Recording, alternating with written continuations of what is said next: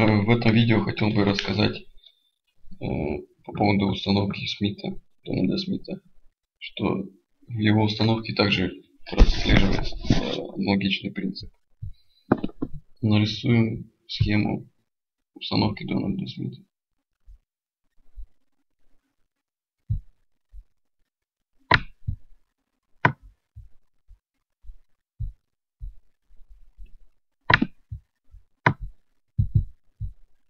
Это вторичные обмотки. Классическая схема.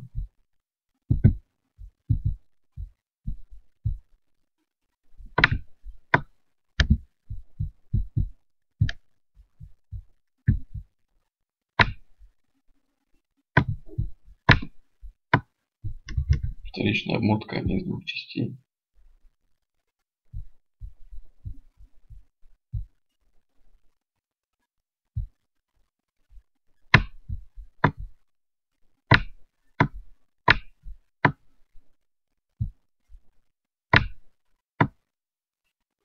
Один диод включен.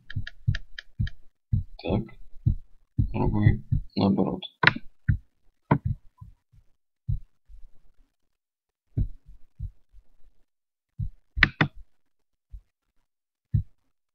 Средние точки минус на конденсаторы.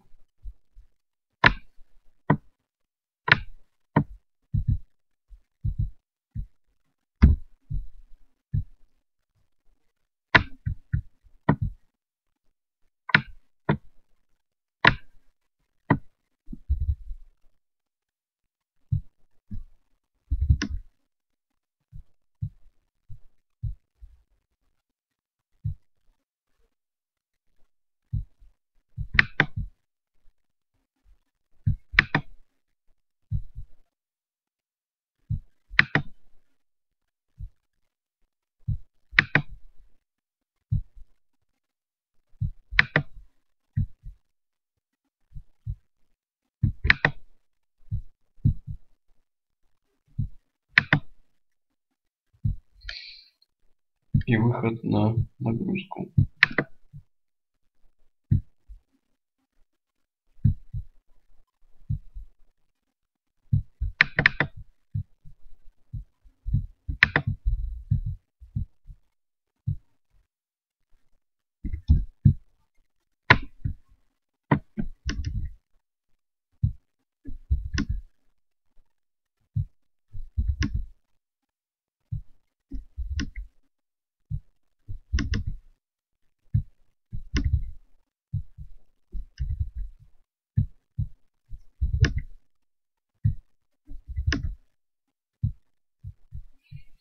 Так, также в одном плече у него стоит дополнительный конденсатор, образующий ЛЦ-контур.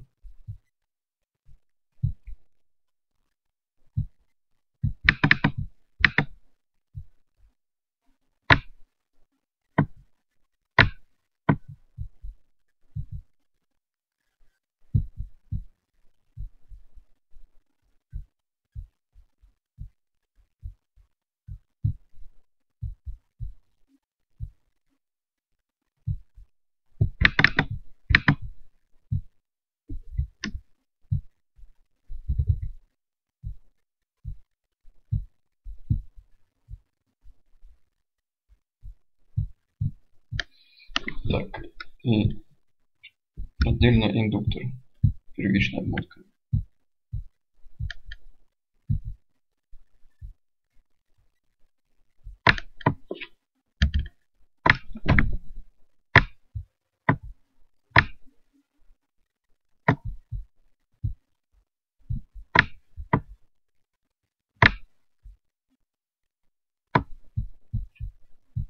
Индуктор, схема индуктора по классике, то есть параллельно конденсатор и разрядник.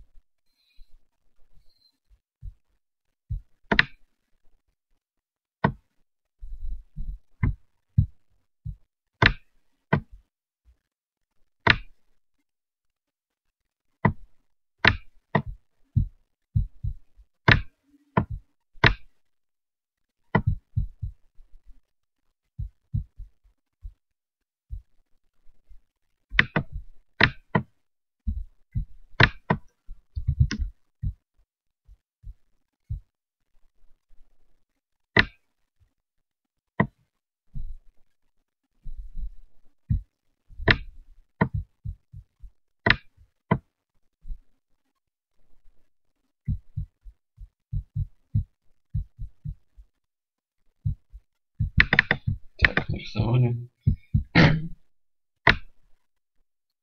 Разрядник. Теперь питание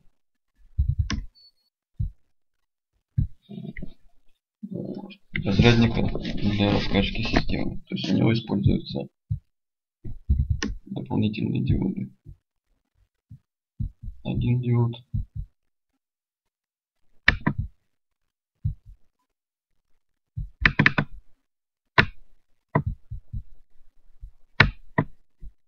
И второй диод.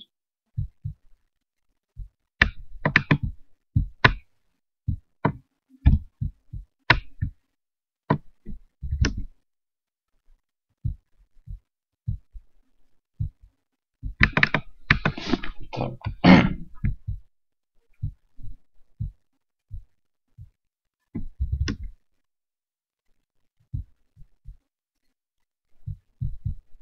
Здесь у него повышающий трансформатор. Высоковольтный.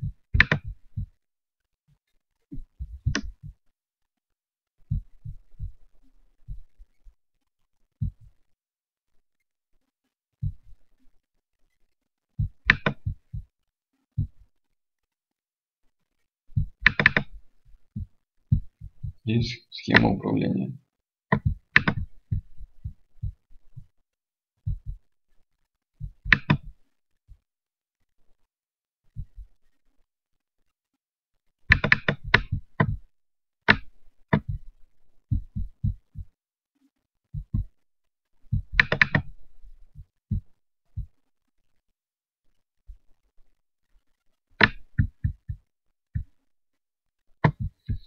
Так.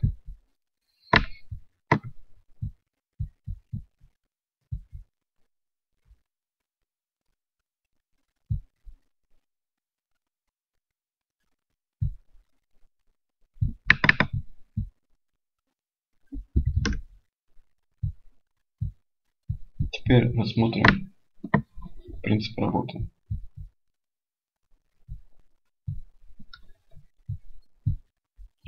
Не просто так он использует два диода, включенных параллельно. Значит, каждый диод управляется отдельно.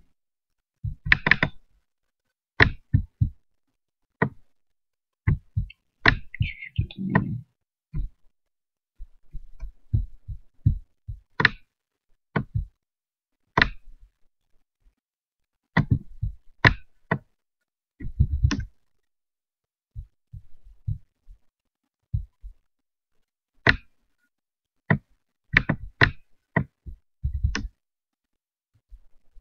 Подпишем. 1 и 2.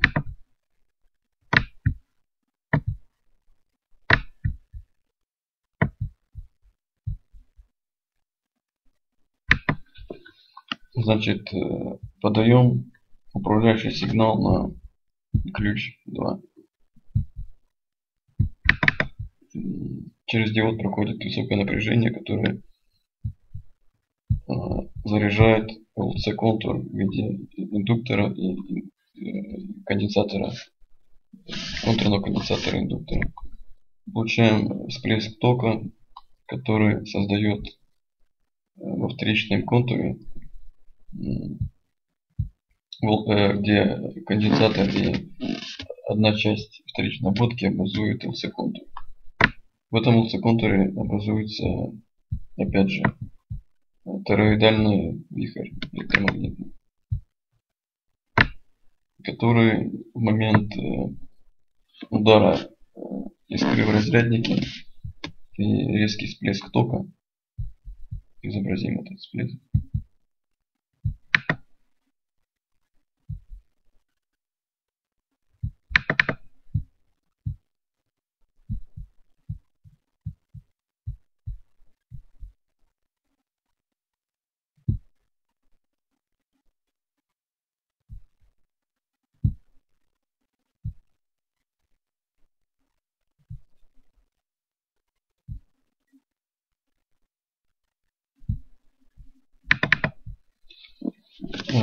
результате образования резкого всплеска тока происходит расширение этого вихря. Затем это первый момент времени. Момент максимума нарастания тока открывается второй ключ под номером 1. И происходит второй удар искры в разряднике. То есть момент нарастания поля электромагнитного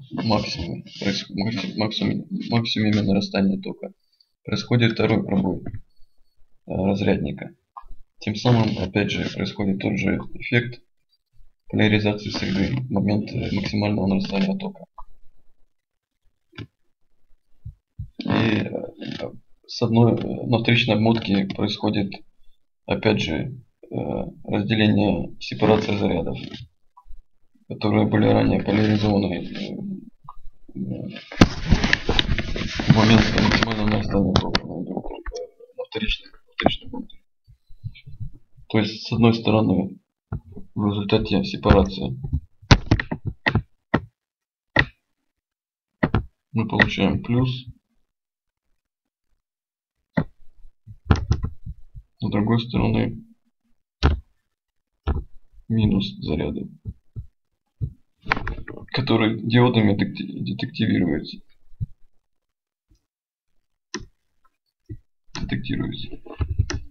И уже в точке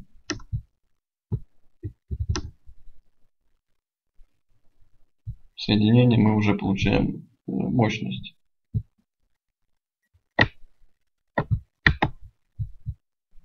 которая относительно минус средней точки катушки. По сути, это минусовая зона отрицательного давления. Происходит заряд конденсатора.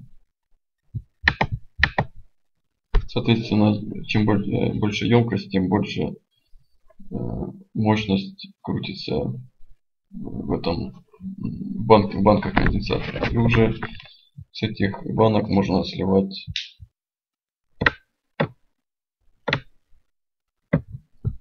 полезную электрическую мощность с необходимой частотой.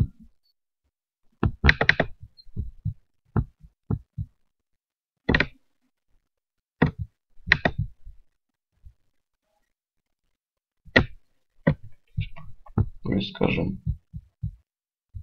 50 Гц.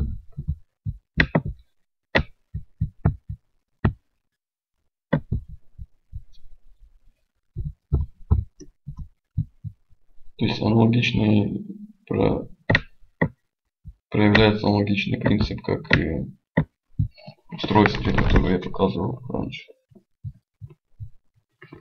То есть первое условие. Ключ 2 включается, происходит подача высокого напряжения на контур первичный, происходит пробой искрового промежутка. На вторичной обмотке за счет толщины контура вторичного получаем всплеск магнитного поля. Магнитное поле нарастает. В максимуме происходит пробой, еще один пробой. То есть ключ 1 включается, через диод опять же поступает высокое напряжение, и в момент нарастания тока в максимуме опять пробивается воздушный разрядник, пробивается и происходит всплеск, который поляризует среду. То есть в момент максимального нарастания тока. И по аналогичной схеме, значит, этот всплеск, магнитное поле начинает уменьшаться и затягивает заряды, которые мы ранее поляризовали с помощью включения ключа 1. И затем, уменьшаясь в размерах, электромагнитный тор сепарирует заряды на плюс и минус, которые через диоды поступают на банки конденсатора. Вопрос с ускорением зарядов здесь как бы не стоит по тем причинам, что ключ 1 выполняет функцию и поляризации, и ускорения. То есть можно рассмотреть дополнительно еще.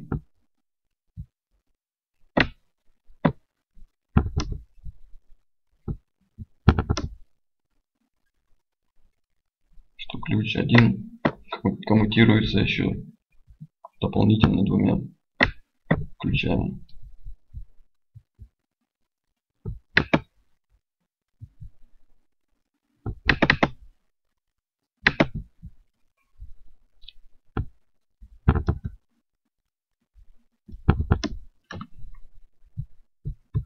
Пишем 1,1 и 1,2.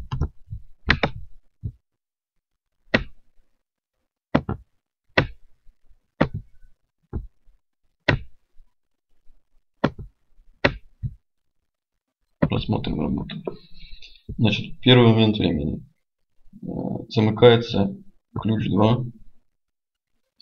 Подается высокое напряжение через ВД3 и искровой промежуток пробивается. Получаем всплеск тока на вторичной обмотке. В результате образуется расширение электромагнитного поля, тороидального магнитного поля, которое достигает максимума. Как только ток достиг максимума, подается сигнал на ключ 1,1 и идет замыкание ключа на ключ 1. В момент максимума подается дополнительное высокое напряжение на разрядник и происходит дополнительный всплеск, который формирует поляризацию зарядов. В этот же момент тор уменьшается в размерах и начинает сепарировать заряды. В этот момент переключатель переключается на ключ 1,2, который подает дополнительное высокое напряжение. И поступающее через ВД4 опять же замыкается искровой промежуток, и тор, эти заряды, которые тор сепарирует, начинают придаются им ускорение. И уже заряды, получившие и ускорение, и количество, поступают на ВД1 и ВД2. И тем самым формируют уже электрическую мощность. То есть работа состоит в нескольких циклах, которые также должны работать синхронно. То есть вот такая вот схема как бы представлена Дональдом Смитом. Довольно-таки простая, только нужно понимать, опять же, в какой интервал времени нужно включить ключ 1, ключ 2, ключ 1, 2 и ключ 1, 1. То есть, зная, какие моменты времени необходимо включить каждый из ключей, мы можем в один момент времени поляризовать среду при расширении тора и тока максимума.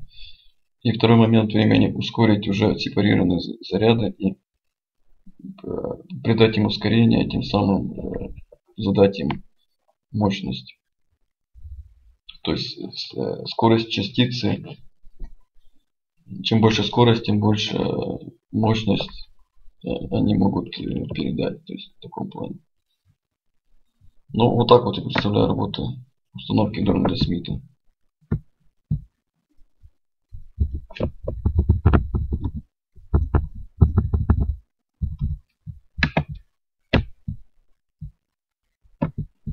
Принцип такой же, как и в предыдущих видео, которые я пытался объяснить. На данный момент все.